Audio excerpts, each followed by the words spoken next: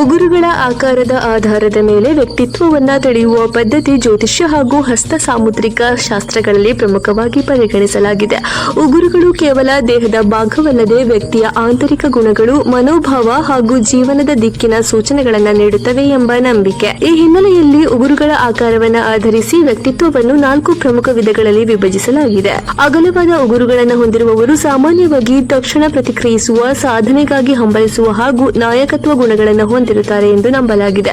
ವೃತ್ತಾಕಾರದ ಉಗುರುಗಳು ಇರುವವರು ಶಾಂತ ಸ್ವಭಾವ, ತಾಳ್ಮೆ ಹಾಗೂ ಆಳವಾದ ಚಿಂತನೆ ಹೊಂದಿರುವವರಾಗಿರುತ್ತಾರೆ.